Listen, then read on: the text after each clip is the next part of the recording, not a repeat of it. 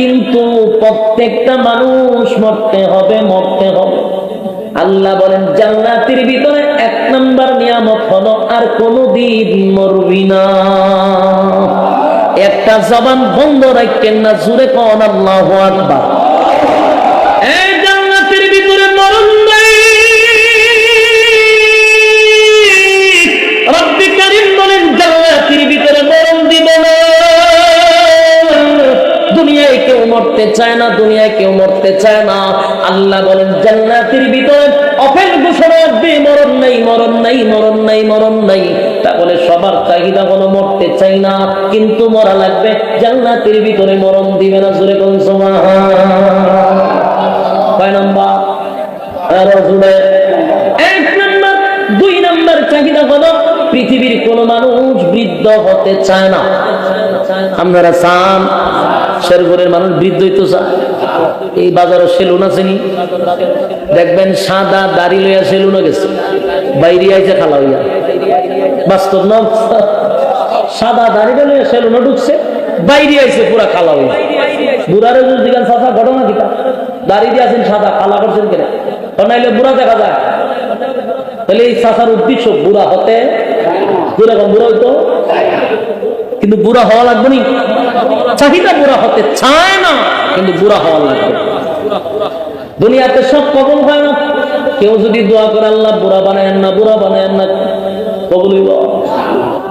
আল্লাহ বলেন বৃদ্ধ হতে হবে, বার্ধক্যে বসতে হবে, কিন্তু ঘোষণা দিলাম জান্নাতের ভিতরে আমি আল্লাহ তোদের বয়সকে 32 বছর বানায় দিব।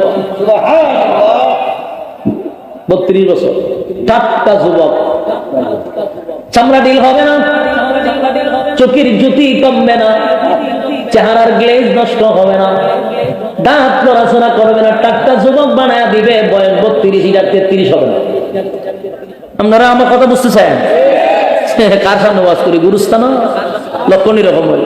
শেরপুর ময়মনসিংহ ওয়াজ করেন আর গুরুস্থানের সামনে জিয়ারত করেন সমান কি? এরা মুর্দা জিন্দা আল্লাহ না জানে। জান্নাতের ভিতরে বয়স যদি 32 হয়, এটা 33 হইতো না। আপনি কিতা বুঝতেছেন? এখানে আসিনি সুবহানাল্লাহ। আমরা সুবহানাল্লাহ কোন সময় কোন কেউ মারা গেলে আমার জানাই কি বুঝুন, আমরা এই সময় কই না, তো আমি বুঝারি মধ্যে হ কেউ মারা গেলে তোমার খারাপ হলে সুবহানাল্লাহ আমার বউ কইয়ের মাঝে বলুন বয়স কত? এটা কি 33 হবে? বয়স 32 দাঁড়াইছে, এটা 33 হবে না। তার মানে আর বৃদ্ধ হবেন না, টাটকা যুবক। সুবহানাল্লাহ। জান্নাতের আলোচনা যদি পয়গম্বর সাহাবায়ে কেরামদের সামনে করত, সাহাবীরা এত আনন্দিত হইতো, শরীরের মধ্যে জজবা তৈরি হয়ে যেত, লাফাইতে শুরু করত। আমি ভাইরা আমার, আপনাদের সামনে কিন্তু জান্নাতের আলোচনাই করতেছি। যাদের ভিতরে ঈমান ভরপুর, যাদের ঈমানি জজবা, আমার মনে হয় তারাই মজা পাবে। যাদের ঈমানি জজবা আছে আর জান্নাতের আশা লালন করে, তারাই মজা পাবে।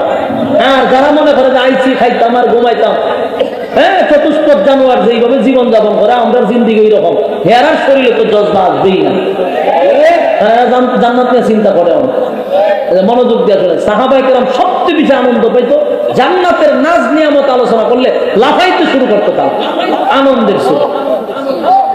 1 নাম্বার হলো মরণ নাই, 2 নাম্বার হলো বৃদ্ধ হবেন না, বয়স হবে 32 আর কোনদিন বৃদ্ধ হবেন না। এটা কয় নাম্বার?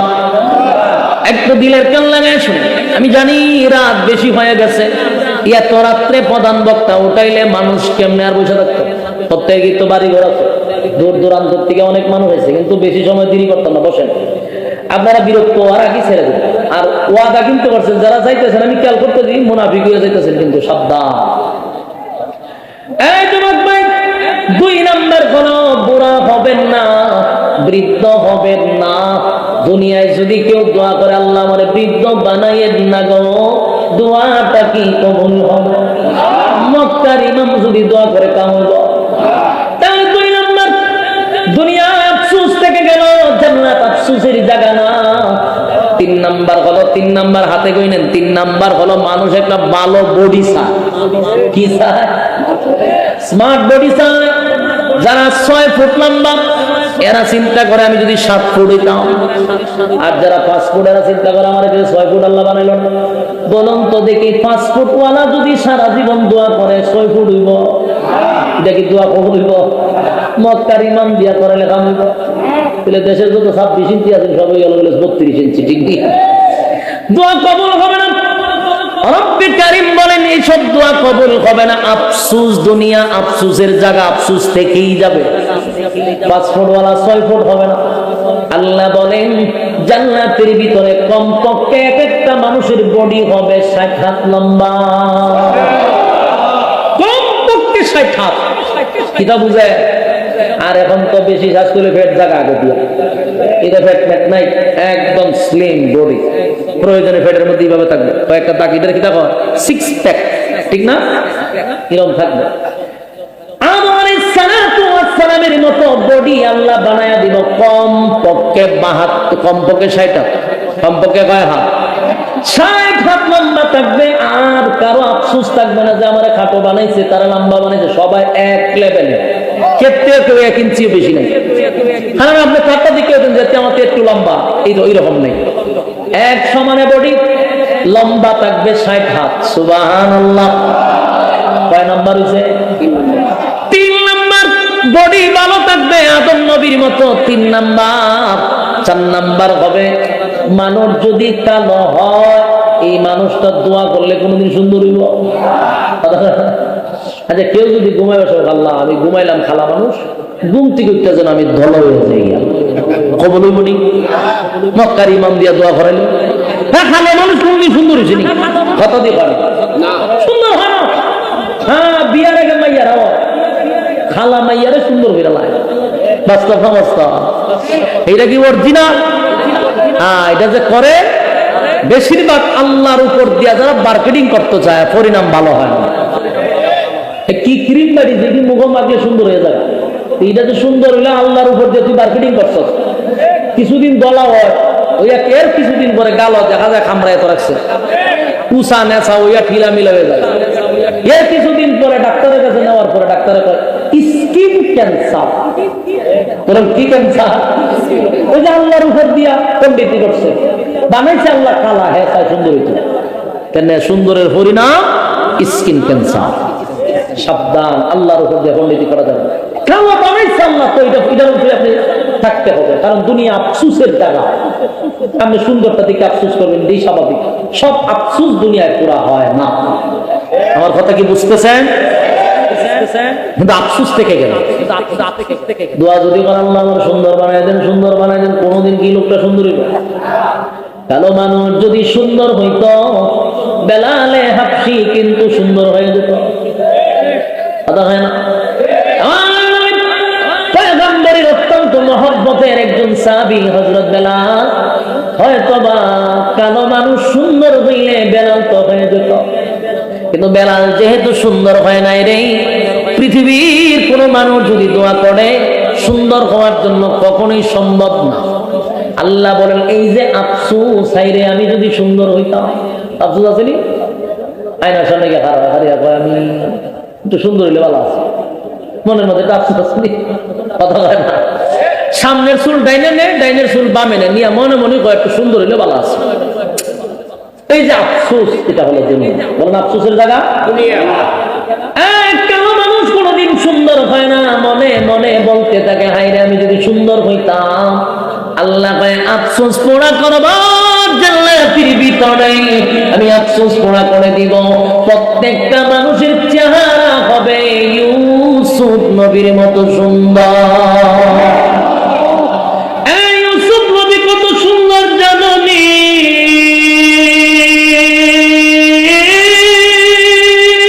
ইউসুফ নবীর চেহারা মুবারক দেখা মিশরের মেয়েরা পাগল হয়ে গেছে। বলতে সুন্দর চেহারার আকর্ষণে কইরা হাত কেটে বলাই দিছে। আল্লাহ বলেন প্রত্যেকটা জান্নাতি যুবকদেরকে ইউসুফ নবীর মতো সুন্দর করে বানায়া দিব। খুশি না বেজা? কয় নাম্বার হইছে? 4 নাম্বার সৌন্দর্য বানায়া দিবে, দুনিয়ায় আফসোস পোড়া হবে না। 5 নাম্বার হলো কণ্ঠ। 5 নাম্বার কি? অনেক মানুষের কণ্ঠ সুন্দর না থাকার কারণে মনে মনে একটা আফসোস থাকে, আইরে আমার যদি কণ্ঠ সুন্দর হইতো আমি শীত করে হাত করে হলাই দিতাম। ঠিক নেই, একটা আফসোস থাকে। কণ্ঠর দরকার আছে নি? এক বেচারা বিবাহ করছে, শিল্পপতি, টাকার কোনো অভাব নাই। তো বেচারা এক বাপের একটা ছেলে, কিন্তু বেচারা খুব কালো। কালো কি অস্ত্রের কালো, হাসি দিলে দাঁত দেখা যায়, আর কিছু দেখা যায়, কিন্তু টেহা তো আছে। আর আমাদের দেশের স্বভাব হইল খালা আতুর টেহা থাকলে মেয়ে হওয়া, ঠিক খালা টেকা ছিল, আমার টেকা আছে, অসুবিধা নেই।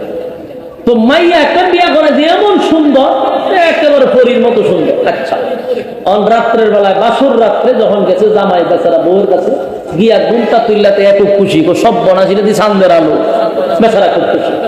বউ যখন সব তুলে জামাই দেখছে, বেড়ি শিক্ষা দিয়ে বসে গেছে। হে বই সব বনাজ, ঘটনা দি ভিন্ন। বউরে ডাক দে, বউ হব। বউ সব তুলে আবার শিখলি, আবার খান্দন। এই খান্দন দিকে বয় হয়ে গেছে। ঘটনা কি? আমার এত বিশাল রাজপ্রসাদে ঢুকাইছি, টেকা বোঝেন আমার বউ খান দেখে, কিন্তু বিয়া খেলে হল বোঝেন ছেড়া দিকে খান দেয়, খালি বউর খান দেখে এই তদন্ত নিতে তুমি খান্দ। যখন দেখছে খান্দা থাকে না, এ চিন্তা করে যাক বউর একটু আনন্দ দেওয়ার দরকার। হ্যাঁ, মনে করছে কি তা যে বাপের বাড়িতে যাইছে মা বাপ সেইরা ব্যথায় ব্যথিত হইয়া এই কারণে কান্দে। আচ্ছা যাক, বউর মনটা একটু আনন্দ করে দিল। হ্যাঁ, কি করছে, চৌকিতে গান টান দিছে, গান গাইয়া বউর একটু মনটা ভর্তি করে দিয়ে গানও যে টান দিছে, চোখ খুললা দেখে বউ নাই। বউগুলো কি দেখছে, বউ নাই। কখন তো হে মহা মুসিবত, গানও টান দিলাম বউরে আনন্দ দেওয়ার জন্য। বউ গেল ঘর থেকে বাইরে গিয়ে দেখে বাহিরে উড়ানে কইরা বউ বইরাইয়া খানবে। তখন এবারে গিয়ে বউ তুমি গরম বইয়া খানছো, তোমার আনন্দ দেওয়ার লেগে গানও টান দিলাম। আগেই তো বাবা আছেন গরম বইয়া খান, তখন বাইরে মাটির করে খান। তো ঘটনা কি তো বাইরে আগে খানছিলাম তোর সেরা দিকে, আর ওহন খান দি তোর গলা উন্না। দুই ব্যথায় ব্যতীত হয়ে আমি আর ঘরে থাকতে পারছি না, মাটির করে খান। আমার বাপ এটা কিতা দিল, গলাও নাই সেরাও নাই। তখন হে মাথার ভাইয়ের কপালের গরের কপাল, মাথার ভাই কি কপালের গরের কপাল, আমার যদি কণ্ঠটা থাকতো। এই যে আফসোস, আল্লাহ এটা দুনিয়া বলেন, আফসোস কোথায়? জান্নাতের ভিতরে প্রত্যেকটা জান্নাতীকে আমার মালিক এমন একটা কণ্ঠ দিবে, যে কণ্ঠটা হবে দাউদ পয়গম্বরের কণ্ঠ। দাউদ পয়গম্বরের কণ্ঠ কত সুন্দর জানেননি?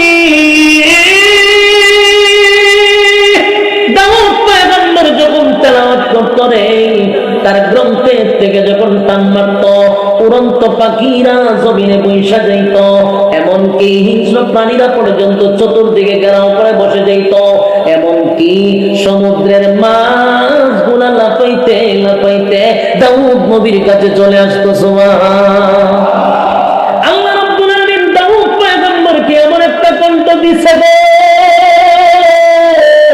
এমন একটা কণ্ঠ দাউদ নবীরে দিছে। আল্লাহ বলেন জান্নাতের ভিতরে প্রত্যেকটা জান্নাতীকে আমি দাউদ নবীর মতো কণ্ঠ দিব। চিল্লায় এখন সুবহান। যুবক ভাইয়েরা, আপনারা প্রত্যেকটা আঙ্গুলে আঙ্গুলে গয়না গয়না খুব ভালো করে ফলো করেন। 1 নম্বরে মরদ নাই, 2 নম্বরে ভালো বৃদ্ধ হবেন না, 3 নম্বরে বডি বালা, 4 নম্বরে চেহারা সুন্দর, 5 নম্বরে কণ্ঠ সুন্দর। এবার 6 নম্বর হলো মানুষ রাজত্ব চায়। কি চায়? মানুষ রাজত্ব চায় রে, মানুষ রাজত্ব চায়। কেউ যদি মেম্বার হইতে পারে, মনে মনে চিন্তা করে যদি চেয়ারম্যান হইতে পারতাম, খেলা দেখাইতাম। আর চেয়ারম্যান সাহেব ফাউলারা চিন্তা করে আমি যদি উপজেলার চেয়ারম্যান হইতে পারতাম, খেলা দেখাইতাম। উপজেলার চেয়ারম্যান সাহেব বৈশা বৈশা চিন্তা করে এমপি যদি হইতে পারতাম। তার মানে সবাই তো রাজত্ব চায়, রাজত্ব কেউ ছাড়তে চায় না। রাজত্ব যদি 20 বছর হয় ছাড়তে চায়, 15 বছর প্লাস কেউ ছাড়তে চায়, কথা বলেন। রাজত্ব কেউ ছাড়তে চায় না, কারণ এই চেয়ারের মধ্যে এত মজা, এত মজা, কামড় দিয়া দুইটা রাখে, কেউ স্ট্যান্ড নামাইতে পারে না। আল্লাহ কয় রাজত্ব চায়, কিন্তু দুনিয়ার রাজত্ব কোনোদিন স্থায়ী হয় না। কথা হয় না? দুনিয়ার রাজত্ব কোনোদিন স্থায়ী হয় না। এই রাজত্ব অস্থায়ী, এটা স্থায়ী নয়। আল্লাহ বলেন রাজত্ব দিলেও বিরোধী দল তাকে পেশার আসে, আমি চেয়ারে বসি, আরেকটা দল আমারে লামানোর জন্য চেষ্টা করে, এই যে একটা পেরেশানি, স্থায়ী না। আল্লাহ বলেন রাজত্ব আমি দুনিয়ায় নয় পরকালে দিব। দুনিয়া আফসোসের জায়গা, জান্নাতের ভিতরে আমি রাজত্ব দিব। কমপক্ষে নিম্ন স্তরের একটা জান্নাতীকে এই পৃথিবীর 10টা পৃথিবীর সমান জান্নাত দিয়া দিব। জান্নাতের ভিতরে রাজত্ব পাইবি রে, বিরোধী দল থাকবে না, বিরোধী দল থাকবে না, কেউ লামাবে না, মিছিল দিবে না, মিটিং করবে না, ককটেল ফোড়াবে না, গাড়ি করবে না, হামলা হবে না, মামলা হবে না, একক রাজত্ব চালাইবেন, আপনাকে কেউ বাধা দিবে না। এমন রাজত্ব দুনিয়ায় হয় না, এমন রাজত্ব জান্নাতে দেওয়া হবে। কয় নাম্বার গেছে? 6 নাম্বার। 6 নাম্বার রাজত্ব। 7 নাম্বার হলো সব আছে, সব আছে, এখন দরকার বউ। কথা হয় না? বউ দরকার আছে? হ্যাঁ, মাতুন না যে আপনারা এই আওয়াজ তো কম করে ঘটনা কিন্তু কোনো কারণ আছে। 6 নাম্বার কি লাগবে? আরো জোরে জোরে হয় না, পাশে যদি আবার মহিলারা থাকে বেরিয়ে মেরে লিবো বাড়ি দিলে। 6 নাম্বার হলো বউ লাগবে, এটা আল্লাহ জানেনি। দুনিয়ার বউয়ের আফসোস আপনার ভিতরে আসেনি, এটা জোরে কয়েন না, না আছে যে বড় যদি জানতে পারে আপনার বউর আশা আছে, আজকে বড় যেটা শোনেন, আল্লাহ বলে আমি তোদেরকে বউ দিছি দুনিয়ায়, এটা স্যাম্পল। বলুন না কি? জান্নাতে গোডাউন, দুনিয়া স্যাম্পল, জান্নাত গোডাউন।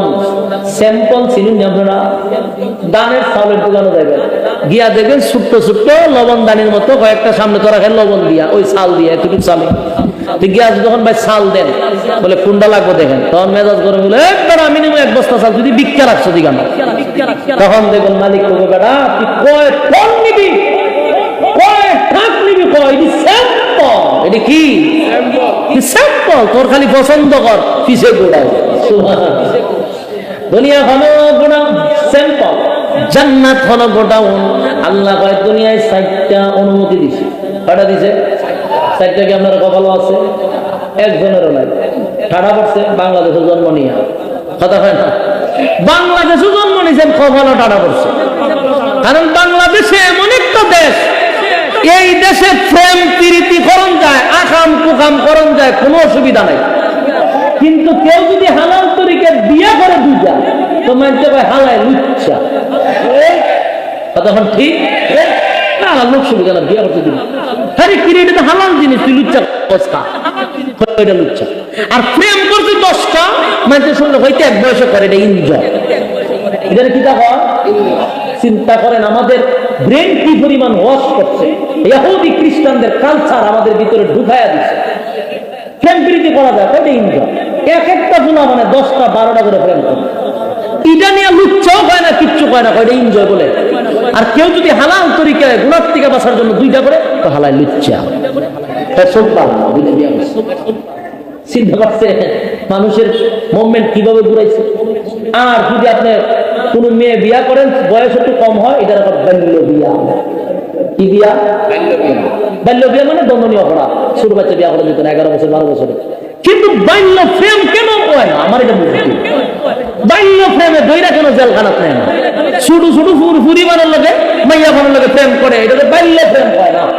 বাল্য বিয়া আছে, বাল্য প্রেম নাই। তখন ঠিক এই না আইন, আইনের দাঁড়া উঠছেন। যাক, সব খাওয়ান যেত না, বুঝে নিচ্ছি, সব খাওয়া যায় না। কারণ আমার যে অবস্থা শুরু হয়েছে, এমনি শরীর থেকে শরীর হয়ে যেতে পারে।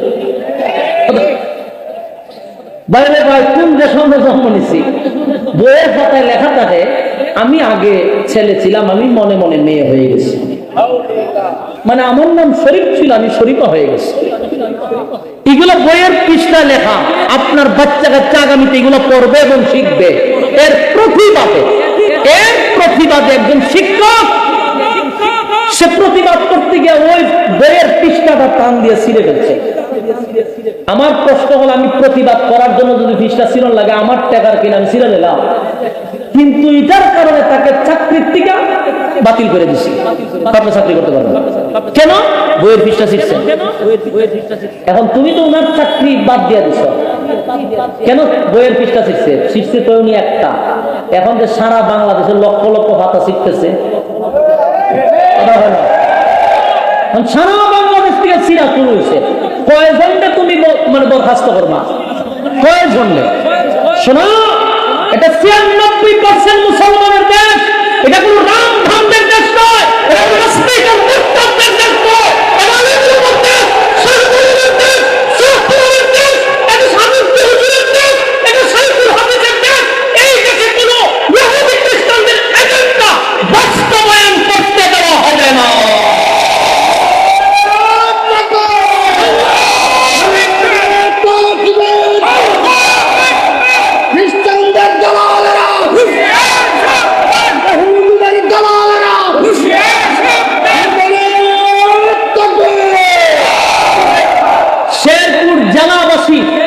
আপনারা কে কোন দল করেন এটা সম্পূর্ণ ব্যক্তিগত, কিন্তু আমাদের একটা পরিচয় হলো আমরা মুসলমানের ঘরের মুসলমান। আমাদের সব কিছু দিতে পারি, ঈমান কারো কাছে বিক্রি করতে পারি না। আমার আগামী পছন্দ নাস্তিক হবে, এটা আমি বাবা হিসাবে কখনো বরদাস্ত করতে পারি না। আমরা স্পষ্ট দেখতে পাচ্ছি আগামী প্রজন্ম নাস্তিক বানানোর জন্য এক গভীর ষড়যন্ত্র হচ্ছে, শিক্ষা প্রতিষ্ঠানটাকে কেন্দ্র বানায় দেওয়া হচ্ছে। এখন সময়ের দাবি, যদি আপনারা এইভাবে নাস্তিক্য মতবাদ যদি বাতিল না করেন, আগামী প্রজন্ম আলেম প্রজন্ম হবে, মানুষ মাদ্রাসামুখী হবে, স্কুল কলেজে লাঠি হবে মানুষ, ঠিক কিনা বলেন? আর আমার সন্তান দিছি স্কুলে বেঙ্গল লাফানো শেখানোর জন্য নয়, আমার সন্তানকে আমি ডিম বাজি শেখানোর জন্য স্কুলে দেই নাই। আমার দাম জানানোর টাকা দিয়া, আমার পরিশ্রমিক দিয়া মাদ্রাসা স্কুলের বেতন দিচ্ছি, আমি প্রাইমারির বেতন দিচ্ছি ডিম বাজি শিক্ষার লেখা, বেঙ্গল লাফানো শেখার জন্য। চরিত্রকে চরিত্র কিভাবে হয় এরকম কুসংস্কার, এমন ধরনের নাস্তিক্যবাদী পড়ালেখা আমার দেশে হতে পারে না।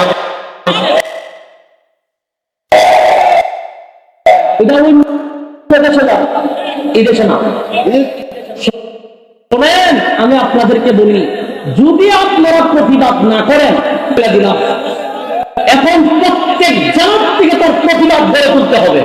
দেখেন সমদামে তারা পুরুষে পুরুষে বিবাহ হবে মুসলমানের দেশে। কথা আমি বলি, আল্লাহ মানুষের ইজ্জত আর সম্মান দিছে ফেরেশতাদের চেয়ে বেশি। আবার কোরআনেই বলছে আল্লাহ উলাইকা কাল আনআম বাল হুম আদাল, তার মানে চতুষ্প জানোয়ারের থেকে আরো নিকৃষ্ট। তাহলে একদিকে আল্লাহ বলছে মানুষ ফেরেশতাদের চেয়ে দামি, অন্যদিকে আল্লাহ বলেন মানুষ কুকুর বিড়ালের চেয়ে নিকৃষ্ট। কেন? মানুষ যখন কোরআনের শিক্ষায় শিক্ষিত হবে, মানুষ তার মর্যাদা চলে যাবে ফেরেশতাদের উপরে, আর মানুষ যখন কোরআনের শিক্ষার থেকে দূরে চলে যাবে, এটা কুত্তা বিলের চেয়ে নিকৃষ্ট হবে। চিন্তা করেন, একটা কুকুর যখন প্রেম করতে চায়, বিবাহ করতে চায়, তার শরীরের চাহিদা মিটাইতে চায়, এই কুকুরটা কিন্তু একটা কুকুর নিয়ে তালাশ করে, কথা হয় না? কুকুর নিয়ে তালাশ করে, খাস বাংলা কুত্তায় কুত্তিরে তালাশ করে, কথা হয় ঠিক? কুত্তায় কিন্তু কুত্তারে ধরে না, কথা হয় না? কুত্তারও রুচি আছে যে আমার খায়াস মিটানোর জন্য একটা কুত্তি দরকার, কুত্তা না। কিন্তু মানুষ রূপী জানোয়ার বলে মানুষ পুরুষে ধরতে চায়, মহিলাকে ধরতে চায়, এগুলো শিখাচ্ছে স্কুলে। আপনারা যদি আর প্রতিবাদ না করেন, পূর্ণ হয়ে যাবেন। 96% ওলিয়া উলিয়ার দেশ, আলেম ওলামার দেশ। এখন ওরা 4টার সময় দেখবেন মাদ্রাসাগুলিতে ছাত্রদের আনাগোনা। আপনারা যখন স্ত্রী পুত্র নিয়ে ঘুমায় যান, আপনাদের এই মাদ্রাসাগুলি গিয়া দেখেন রাতের 4টার সময় 3টার সময় হুজুররা উস্তাদরা চোখের পানি ছেড়ে তাহাজ্জুদে বসে কান্নাকাটি করে। আপনাদের জন্য যদি এই দেশে এরকম কাজ শুরু হয়, তাহলে গজব কিন্তু আপনাদের উপর না, সমানে গজব শুরু হইতো, সমানে। আজকে বাংলাদেশের ভূমিকম্প হইলেও বাংলাদেশে ক্ষতিগ্রস্ত হয় না, একমাত্র মাদ্রাসাগুলির কারণে। কারণ আপনারা জানেন কিনা, যারা আম পাবলিক তাদের উদ্দেশ্য বলি, রাইতে 3টার সময় 4টার সময় গভীরে লুগাই আমাদের ঘর যাইবেন, গিয়া দেখবেন অনেক উস্তাদরা তাহাজ্জুদে দাঁড়ানো, অনেক ছাত্ররা তাহাজ্জুদে দাঁড়ানো, চোখের পানি ফলাইতেছে, কোরআন শরীফ করতেছে। এদের দুয়ার বরকতে, এদের চোখের পানির বরকতে জমিনে ভূমিকম্প হয় না। এদের বরকতে আপনারা এখনো বাচ্চা আছেন, আল্লাহর নিয়ামত পাইতেছেন। যদি মাদ্রাসাগুলি উঠে যান, এদেশে গজব শুরু হইব হমানে। যেমন লূত আলাইহিস সালামের উম্মতরা যখন লূত আলাইহিস সালামকে অপব্যয় করতে লাগলো, তারা যখন সমগামিতায় লিপ্ত হয়ে গেল, আল্লাহ বারবার তাদেরকে হুঁশিয়ার করছে, রাসূল তাদেরকে বারবার হুঁশিয়ার করছে, তারা মানে নাই, সমগামিতায় লিপ্ত হয়ে গেল। আল্লাহ এমন গজব দিছে, হমানে ধূলিসাৎ করে দিছে। আপনারা কি চান বাংলাদেশে গজব হইতো? হ্যাঁ, গজব আইলে কি এরার উপরে পড়বো না আমাদের উপরে পড়বো? সবার উপরে। এই সময় ইমাম মুয়াজ্জিন আল্লাহ দেখতো না, হমানে গজব শুরু হইল। কেন? বলে তোমরা প্রতিবাদ করলা না কেন? তোমরা বাধা দিলে না, এই জন্য প্রতিবাদ দরকার আছে নাই? রুচির মধ্যে কুত্তায় প্রস্রাব করছে, চিন্তা করেন। রুচির মধ্যে কুত্তায় প্রস্রাব করছে, শরীফ থেকে শরীফা। আমি মনে মনে ছেলে, মনে মনে মেয়ে। চিন্তা করেন, গাঁজা মনে হয় মেয়াদ উত্তীর্ণ হয়েছিল। এই পৃষ্ঠারা যে লেখছে, এটা গাঁজা দেখাইছে, এটা মেয়াদ উত্তীর্ণ গাঁজা। এটা কয় সালের গাঁজা খাইছে নিজে জানেন, খাইয়া লেখছে যে আমি মনে মনে পুরুষ, মনে মনে মহিলা। আফসুস আফসুস, এত আলেম ওলামা আমাদের দেশে। সাবধান হয়ে যান, আপনারা প্রতিবাদ করবেন তো ইনশাআল্লাহ। প্রতিবাদ গড়ে তুলতে হবে। এবার আসুন, মানুষের মুভমেন্ট ঘুরাইয়া দিছে যে এদেশে 2 বিবাহ করলে মানুষ লুচ্চা কয়, চরিত্র খারাপ কয়, অথচ 10টা 15টা প্রেম প্রীতি করে, কোনো অসুবিধা নেই। বাস্তব না বাস্তব? প্রেম করে বিয়ে করছে না, আপনার লাভার লইয়া লইয়া হোটেল মোটেলে যায়, কোনো অসুবিধা নাই। একজন বৈধ স্ত্রী নিয়ে গেলে জিগা আপনার কাবিন নামা আছে। বাস্তব না বাস্তব? এই হলো বাংলাদেশ। সম্মানিত শুধু আল্লাহ কয়, আমি 4টা অনুমতি দিছি, কিন্তু কপালা টানা করছে, তারা একটা উপরে 2টা করতে পারছে। এটা আমরা কপালের দোষ, ঠিক নেই? কিন্তু আল্লাহ কয়, আমি জানি প্রত্যেকের চাহিদা বিয়ার একটা করতে চায়, ঠিক নেই? কিন্তু প্রথম বাধা হইল ঘরে, এরপরের বাধা হইল সমাজে, এরপর হইল রাষ্ট্রে। কিন্তু আল্লাহ জান্নাতের ভিতরে কমপক্ষে নিম্ন স্থলের জান্নাতীকে 72টা করে বউ দেওয়া হবে। কয়টা করে বউ? সুবহানাল্লাহ। খুশি না ম্যাডাম? এরা টেনশনে পড়ে গেছে, যদি কি টাকা, এটা কেমনে সম্ভব? জান্নাতে কি হার বল আছে? হ্যাঁ, কথা বলল, প্রস্রাবও নাই, পায়খানাও নাই। কথা বুঝতেছে? বউ থাকবো কয়টা? কমপক্ষে নিম্নে 72টা। স্পেশাল জান্নাতীদের বউর কোনো অভাব নেই। একটা বউর দিকে তাকাইবেন তো 40 দিন যাবে আপনি। সুবহানাল্লাহ। বাড়িতে গিয়া কমপক্ষে কয়টা? জান্নাতের ভিতরে কমপক্ষে 72টা বউ দেওয়া হবে। নিম্ন স্থলের জান্নাতি যদি কেউ স্পেশাল জান্নাতি হয়, বউয়ের কোনো অভাব নাই। সুবহানাল্লাহ। তাহলে কয় নাম্বার গেল?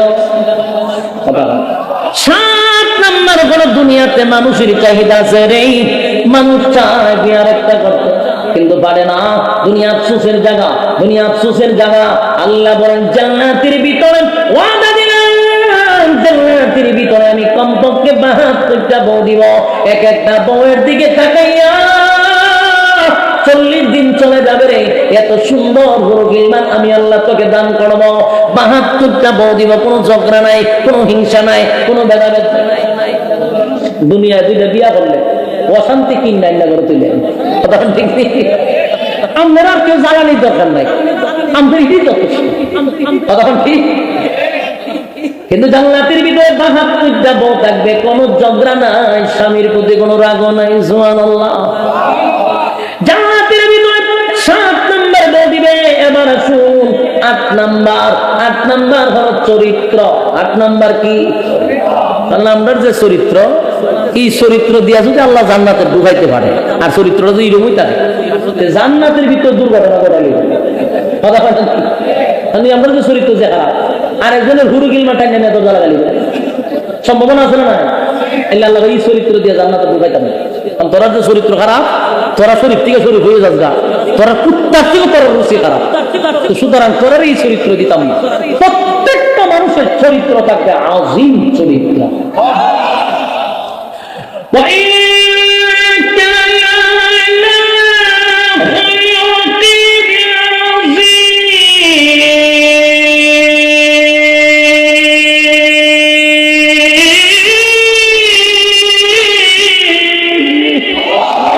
আল্লাহ আজিম চরিত্র কার জানো? বিশ্ব নবীর চরিত্র।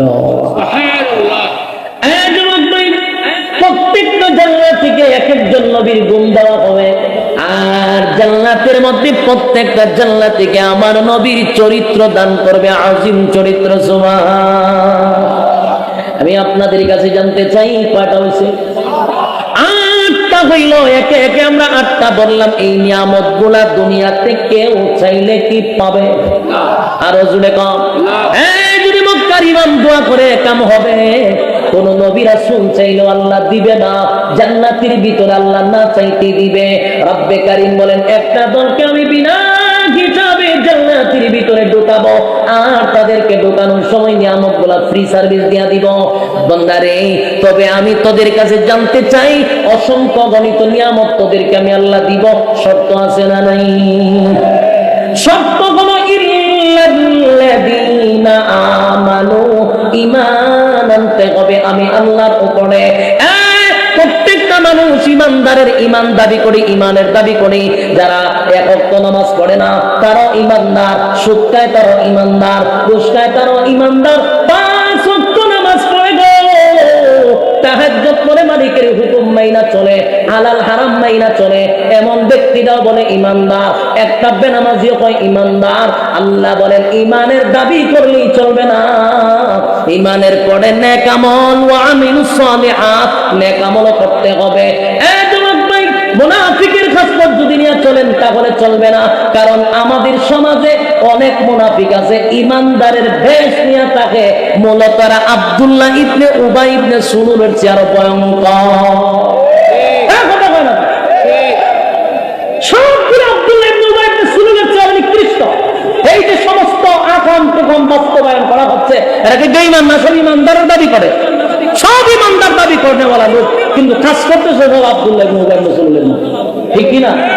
তাই না? রাখেন মুনাফিকের ভূমিকা যারা পালন করতেছেন, আল্লাহর নবীর সামনে স্পষ্ট আয়াত দিয়ে জানায় দিয়েছেন কোন মুনাফিকের দোয়াটাও কবুল হবে না। তাই মুনাফিকি খাসলত বন্ধ করার দরকার আছে না? ভাই আমরা কি বিরক্ত হইতেছেন? সেটা দিতাম লক্ষণে কয় জোর রাত অনেক হয়ে গেছে গা, 1টা বাজে গেছে গা, বিরক্ত হওয়ার লক্ষণ আপনাদের। আর 10টা মিনিট চালায়, একটু বসেন। যুবক ভাই 10টা মিনিট সময় দেন, সিলালি কি কাম হইব? লড়াছড়া করতে শুন করে রায় ঠিক আছে 1টা। আমার আনছেন আপনারা 26 তারিখের লেগে, কিন্তু এখন কিন্তু 27 তারিখ চলতেছে। আমি কিন্তু 2 দিন ধরে বাজি করতেছি, এই দিকটা আল্লাহ কি ভালো দাওয়াত দিচ্ছেন 26 তারিখ 12টার পরে আপনার সাথে আমার কোনো সম্পর্ক নাই, কিন্তু ওখানে আপনারা আমরা 27 তারিখ পর্যন্ত ওয়াজিব করে করতেছে। এর ভেতরে আপনার দুর্বলতা, আমার কোনো দুর্বলতা, আমি বেশি করতেছি 2 দিন ধরে। গতকালকে 26 তারিখে শুরু করছিলাম, 5 তারিখ পর্যন্ত ওয়াজিব করতেছি, বইয়া তখন লড়িন না। তাহলে কয়টা পাইলাম? এটা কি শর্ত ছাড়া না বিনা শর্তে দিব?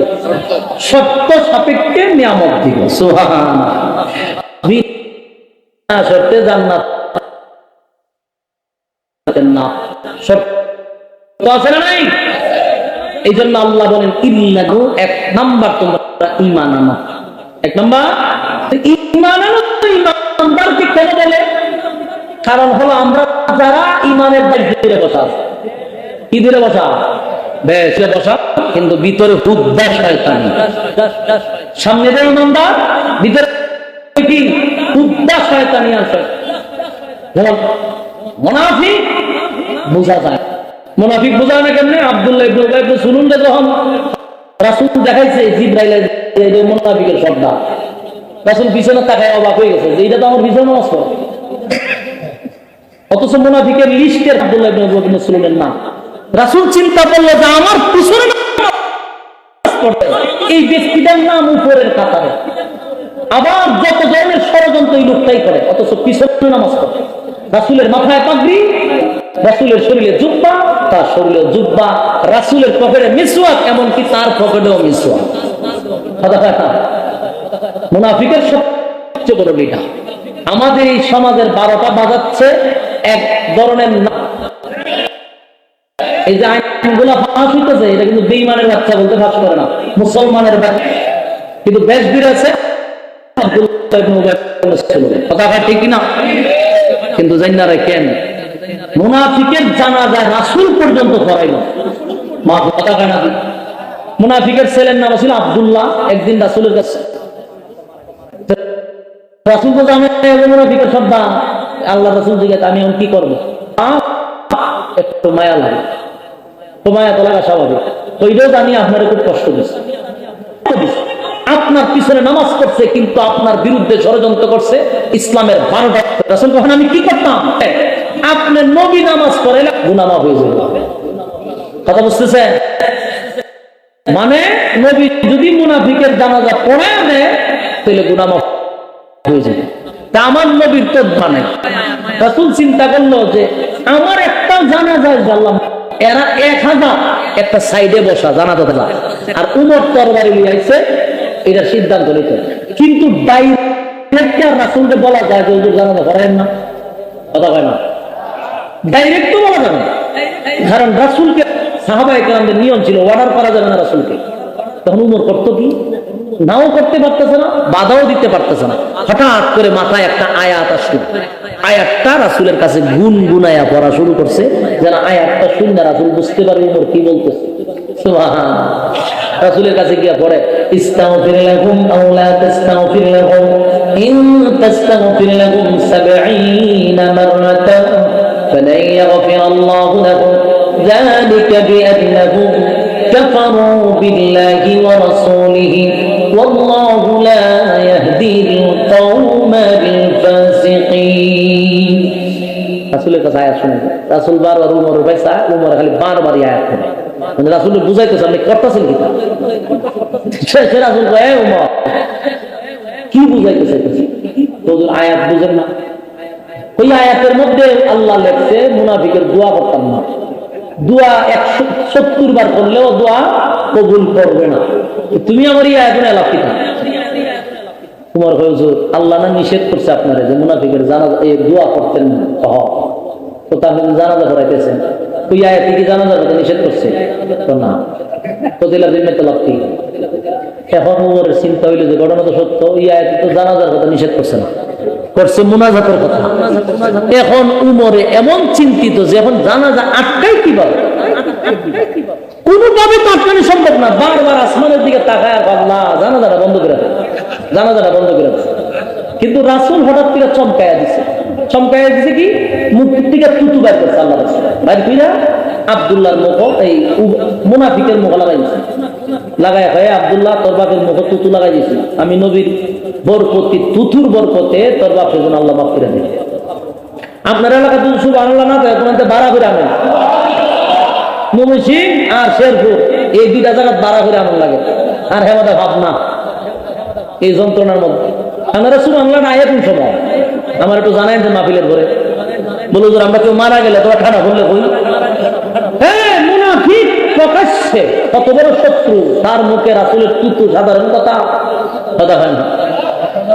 আল্লাহ নবী বলে আব্দুল্লাহ আমি নবীর মুখের তুতু তোর আব্বার মুখে লাগায়া দিলাম, নে তোর আব্বার যেন আল্লাহ মাফ করে দেয়। উপস্থিত জানাজার মাঠে যারা ছিল সাহাবীরা এমনি তারা কাঁদতেছে, কারণ নবীর টাটকা মুনাফিকের জানাজা কেন পড়ায় রে? জীবনটা বর নবীর বিরোধিতা করলো, ইসলামের 12টা বাজাইলো, ইসলামের লেবাস দইরা ইসলামের 12টা বাজাইলো, ইসলামের প্রকাশ্যে শত্রু। আল্লাহর হাবিব কেমনে গো এত বড় টাটকা মুনাফিকের জানাজা পড়ায়, আবার নবীর বরকতি তুতু এত বড় মুনাফিকের মুখে লাগায়া দিল। কেউ মেনে নিতে পারলো না, সাহাবীরা মেনে নিতে পারতেছে না। 1000 মুনাফিক তারা জানাজা পড়তে আসছে না, দেখতে জানাজা দেখার জন্য ছিল, তারা দৃশ্যগুলা দেখতে ছিল। ওমরের কিন্তু রাগ কমে নাই, বরং বাড়ছে। ওমর তরবারি একবার বাইর করে একবার ঢুকা, রাগে কাঁপতেছে যে কেমনে রে আল্লাহর নবীর মুখের মধ্যে তুতুটা লাগায়া দিল। নবীরে নিষেধ করতে পারতেছি না, বারবার শুধু আয়াত পড়ে ইস্তাগফির লাহুম আও লা তাস্তাগফির লাহুম ইন তাস্তাগফির লাহুম 70 মাররাতান ফালান ইয়াগফিরাল্লাহু লাহুম যালিকা বিআন্নাহুম কাফারু বিল্লাহি ওয়া রাসূলিহি ওয়াল্লাহু লা ইয়াহদিল কওমাল ফাসিকিন। আল্লাহর নবীর সামনে বারবার আয়াত পড়ে, কিন্তু নবী আরো আশ্চর্য হয়ে গেছে। এবার পয়গম্বর শরীরের জামাটা খুলে পয়গম্বরের জুব্বাটা আব্দুল্লাহ হাতে দিয়া বলে, আব্দুল্লাহ রে, তোর আব্বারে কাপন স্বরূপ আমি নবীর জুব্বাটা পড়ায়া দে। চিন্তা করেন, ঠকাইছে শত্রু। গোটা মক্কা নগরী, গোটা মদিনা জানাজা মাঠে সাহাবায়ে কেরামরা গইরাইয়া কান্না শুরু করে দিছে। কান্নার রোল পড়ে গেছে। হায় রে, সাহাবী হইয়াও জুব্বা পাইলাম না। একটা টাটকা মুনাফিক কেমনে গো নবীর জুব্বা পাইল? টাটকা মুনাফিক জুব্বাটা কেমনে পাইল? এবার আব্দুল্লাহ ইবনে উবাই ইবনে সুলুল জানাজার মাটি নবী জুব্বা পড়ায়া দিছে। সব আশ্চর্য হয়ে গেল। এবার নবী বলেন, সবাই শুনো, আমি কেন জুব্বা পড়ায়া দিছি। এই আব্দুল্লাহ ইবনে উবাই ইবনে সুলুল বদরের যুদ্ধে আবার অনেক সাহাবীরা শাহাদাত বরণ করছিল। সাহাবীদের শরীরে কোনো কাপড় ছিল না, কাপড়ের জন্য কোনো কাপড় ছিল না। সাহাবীদের শরীর থেকে জামা খুলে খুলে আমার সাহাবীদেরকে কাপড় স্বরূপ পরায়া দিছে। কিন্তু একজন সাহাবী মোটা ছিল, স্বাস্থ্যবান ছিল, উনি আমার চাচা। সবার কাপড় আমার চাচার শরীরে লাগে না। আব্দুল্লাহ ইবনে উবাই ইবনে সুলুল মোটা লম্বা, সেদিন তার শরীরের জামাটা খুলে আমার চাচারে কাপড় স্বরূপ পড়ায়া দিছে। আমি আমার আব্দুল্লাহ ইবনে উবাই ইবনে সুলুলের কাছে রেনি ছিলাম। আমার চাচার শরীরে কাপড় লাগাই দিছে, আমি রেনি। তাই আমি আমার নিজের শরীরের জুব্বাটা চাচারে পড়ায়া দিছি। আব্দুল্লাহ ইবনে উবাই ইবনে সুলুলে আমার জুব্বা পড়ায়া দিলাম। আমার আল্লাহ যেন তারে মাফ করে দেয়। 1000 মুনাফিক দৃশ্যগুলা দেখা দৌড়াইয়া নবীর সামনে আসছে। আয়েশা বলে, নবী গো, আমরা সারাটা জীবন আপনি নবীর বিরোধিতা করছি, যারা দিছে এই লোকটা আমাদের নেতা, আমাদের লিডার, যার নেতৃত্বে ইসলামের 12টা বাজাইছি, যার নেতৃত্বে আপনাকে মারার ষড়যন্ত্র করছি। আজকে আপনি এই লোকটার প্রতি এত মায়া আর এত দরদ দেখাইলেন। অবাক হয়ে গেলাম, আপনার শত্রুর প্রতি যদি এত মায়া হয়, আপনার বন্ধুর জন্য আপনার কত মায়া। তাই সিদ্ধান্ত নিলাম, যেই লোকটার বিরোধিতা জীবনটা ভর করলাম, সেই লোকটা আজকে আমাদের নেতার এত সম্মান করলো, এত ইজ্জত করলো, আর ভুলে থাকতে চাই না। পড়ায়া দেন লা ইলাহা ইল্লাল্লাহু।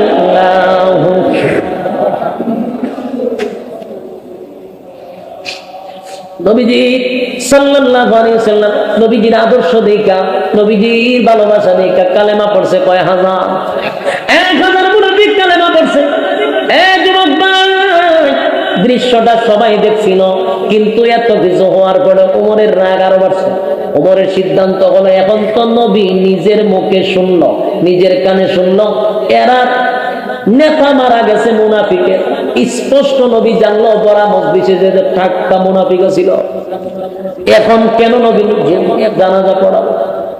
কিন্তু নবীর সিদ্ধান্ত হলো জানাজা পড়াবে। জানাজা পড়াই দিচ্ছে, জানাজা কমপ্লিট হয়ে গেছে, জানাজা তো শেষ। এখন উমর তাকায়া দেখেন নবী হাঁটতে হাঁটতে আবার কবরে যায়, ওই মুনাফিকের কবর। উমরে পাচ্ছে জানাজা পড়াই দিচ্ছে, নবী কবরে যায় কেটে। আচ্ছা গেছে, গিয়া দেখে এখন কবর দাফন কামনের করে হাত তুললে দোয়া করবো। এখন উমর বারবার আসমানের দিকে আল্লাহ জানাজা পড়াইয়া দিল, টাটকা মুনাফিক আবার নবী দোয়া করতে চায়, এটা মেনে নিতে পারতেছি না। আল্লাহ আপনি জানাজা বন্ধ করে দেন, দোয়া বন্ধ করে দেন। তখন এমনি জিবরাইল আইছে, জিবরাইলের হুজুর দোয়া থামাই, দোয়া করি না। আমাদের উমরের সিদ্ধান্তটা আগে শুনেন। উমরের সিদ্ধান্তটা আল্লাহ চূড়ান্ত করছে। আপনার উমরের সিদ্ধান্ত চূড়ান্ত সিদ্ধান্ত। উমরের মর্জি মিজাজ মতো আল্লাহ আয়াত নাযিল করছে। এজন্য উমরের বলা হয় মেজাজ ওহী, যার মেজাজ মতো আল্লাহ বহু জায়গায় কোরআনের আয়াত নাযিল করছে। সুবহানাল্লাহ। উমরে যেটা চাইছিল আল্লাহ আয়াত নাযিল করছে। দাঁড়া মোনাজাত করেন না বলে কেরে কাহিনী আছে। আপনি আয়াত শুনেন, এরপরে মোনাজাত করেন, এরপরে জিবরাইল আয়াত কয় ওয়ালা তুসাল্লি আলা আহাদিন মিনহুম মাতা আবাদাও ওয়ালা তাকুম আলা কবরি। আল্লাহ বলে পয়গম্বর নেক্সট টাইমে, পরবর্তীতে, আগামীতে কোনদিন মুনাফিকের জানাজা আপনি পড়াবেন না, নিষেধ। সুবহানাল্লাহ, ডাইরেক্ট বন্ধ। এবং আল্লাহ কয় আর কোনদিন বেঈমানদের কবরের সামনে দাঁড়ায় মোনাজাত করবেন না। কে নিষেধ করছে? মনোযোগ দিয়ে শুনলেন, কেন বলতেছি একটু পরে বলতেছি, আগে মিটিংটা শুনেন। এই যে আল্লাহ জানাজা টোটাল বন্ধ করে দিল, এগুলো একটা। 2 নম্বর হলো কবরের সামনে দাঁড়ায় মোনাজাত করতে পারবে না, নিষেধ। তাহলে আয়াত নাযিল হয়েছে কত বছর আগে? 1500 বছর আগে। সেই আয়াত এখন আছে, আছে তো? তাহলে কোরআনের একটা মর্যাদা শুনেন। কোরআন তার বিশেষ কোন প্রেক্ষাপটে নাযিল হয়, কিন্তু তার হুকুম থাকবে কিয়ামত পর্যন্ত। কথা বলেন না, নাযিল হয়েছে বিশেষ কোন প্রেক্ষাপটকে কেন্দ্র করে, কিন্তু নাযিল যেহেতু হয়েছে এটা কিয়ামত পর্যন্ত তার হুকুম চলমান থাকবে। তো হুকুম যদি চলমান থাকে, আমার প্রশ্ন হলো এই আয়াত যদি এখনো থাকে, তাহলে এটার হুকুম পালন করার দরকার আছে নি? এই আয়াতের হুকুম মানতে হবে নি? যদি আপনি না মানেন, আপনি কি আর মুসলমান থাকে না বেঈমান হয়ে যান? বেঈমান হয়ে যান। তাহলে আল্লাহ কি বলছে? যে ভবিষ্যতে মুনাফিকের জানাজাও করবেন না, আপনি দোয়াও করবেন না। কথা বলেন, আপনি কোরআন মানেন? কোরআন মানেন? কোরআন যদি মানেন, স্পষ্ট ঘোষণা 1500 বছর আগে আল্লাহ জানায়া দিয়েছে মুনাফিকের জানাজা পড়বেন না, দোয়াও করবেন না। আপনি কি মুনাজাত দিয়ে করবেন? জানাজা করবেন? নেক্সট টাইমে যদি আপনি জানাজা পড়েন, আল্লাহ নিষেধ করে দিয়েছে। এখন আপনারা যারা নবীর উম্মত আছেন, কোরআনের একটা আয়াতকে যদি, একটা অক্ষরকে যদি অস্বীকার করে, সে আর মুসলমান থাকে না। তাহলে আপনাদের কাছে আমার দাবি, বাংলাদেশে যত মুনাফিক আছে, যতগুলো লেবাসদার ইমানদারের দাবি করে, এগুলো যদি মারা যায়, এদের জানাজা তো দূরের কথা, কথা হয় না? সম্মানিত সুদীগার, একটা প্রশ্ন কিন্তু থেকেই গেল। প্রশ্নটা হলো, আয়াতটা যদি জানাজার নামাজের আগে নাযিল হতো, তাহলে তো জানাজা বন্ধ হয়ে যেত, ঠিক নেই? আয়াত নাযিল হয়েছে তো জানাজা কমপ্লিট হওয়ার পরে, কথা মনে হয় ঠিক নেই? একটা প্রশ্ন আসেনি? ওয়ালা তুসাল্লি আলা আহাদিন মিনহুম মাতা আবাদা ওয়ালা তাকুম আলা কবরি। এই আয়াত নাযিল হয়েছে জানাজার পরে, এর আগে কিন্তু জানাজা শেষ। তাহলে জানাজাও কমপ্লিট হলো, আল্লাহ পরে আয়াত নাযিল করে নিষেধ করলো কেন? এখানে একটা প্রশ্ন থাকেনি? প্রশ্নটা হলো, আব্দুল্লাহ যখন রাসূলের কাছে বলছে যে আমার আব্বার জানাজা আপনি পড়াবেন, রাসূল বলছে আমি পড়ায়া দিব। কতক্ষণ পড়ায়া? পাবলিসিটি করছে চতুর্দিকে, সবাই জানতে নবী নামাজ পড়াবে।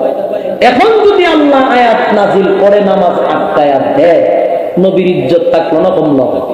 নবীর কথার ইজ্জত থাকলো না। এই জন্য আল্লাহ জানাজাটাও কমপ্লিট করাইয়া দিল। পরবর্তীতে আয়াত নাযিল কইরা নেক্সট টাইমে সমস্ত মুনাফিকের জানাজা বন্ধ করে দিল, নবীর কথার ইজ্জত রক্ষার্থে। সুবহানাল্লাহ। এই কত অর্থ গলত।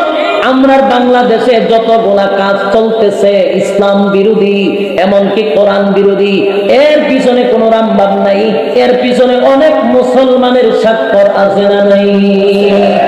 এই জন্য তাদেরকেও জিজ্ঞাসা করবেন, তারাও বলবে আমরা ইমানদার, আমরা ইমানদার। ইমানের দাবি লইয়া ইসলামের বিরোধিতা, ইমানের দাবি লইয়া কোরআনের বিরোধিতা, সাবধান হয়ে যাও। ইল্লাল্লাযীনা আমানু, তোমরা ঈমান আনো, পরিপূর্ণভাবে ঈমান আনো, লেবাসদারি ঈমানদার হইও না। ওয়া আমিলুস সালিহাত, বান্দারে নেক আমল করো। এই ঈমানের নেক আমলের মাধ্যমে যদি আল্লাহর দরবারে তোমরা তওবা করো, অতীতের গুনাহ মাফ করে দিবে। যুবক ভাইরা আমার, শেষ একটা কথা বলি, বয়ান শেষ করে ফেলবো। ঈমান আপনার আছে, নেক আমল করেন, নেক আমলের মাধ্যমে আল্লাহর দরবারে সাহায্য চান। এক পাহাড় পরিমাণ যদি গুনাহ হয় গো,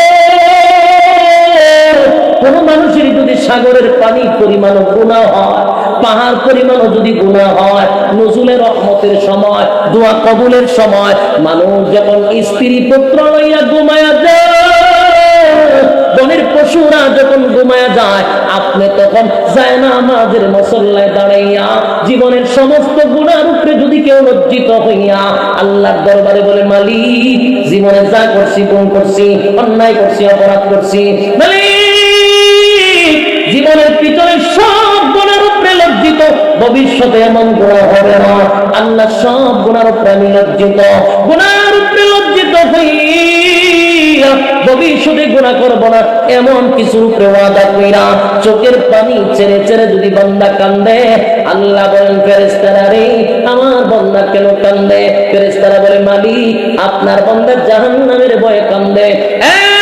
জাহান্নাম কি আমার বান্দা দেখছে গো? না মালিক জাহান্নাম দেখে নেই, তাহলে কেন কান্দে? বলে ওয়াজ মাহফিলে আলেমদের বয়ানে শুনে জাহান্নামের প্রতি ভয় আসছে। আল্লাহ বলেন আমার বান্দা কি জান্নাত দেখছে? না মালিক জান্নাতের নাজ নিয়ামত দেখে নেই, এরপর জান্নাতের আশা করে আমি আমার বান্দার চোখের পানির বদলতে বান্দার পিছনের সব গুনাহ মাফ করে দিলাম, আমি আল্লাহ তার গুনাহটারে নেক দ্বারায় ভরে দিলাম।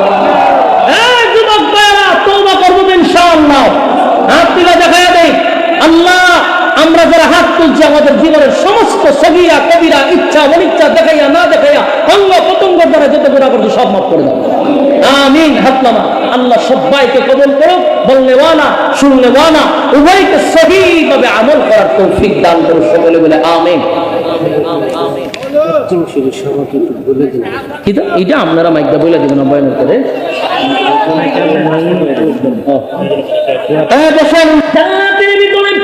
প্রত্যেকটা জান্নাতীকে আমার মালিক এমন একটা কণ্ঠ দিবে যে কণ্ঠটা হবে দাউদ পয়গম্বরের কণ্ঠ। দাউদ পয়গম্বরের কণ্ঠ কত সুন্দর জানেননি?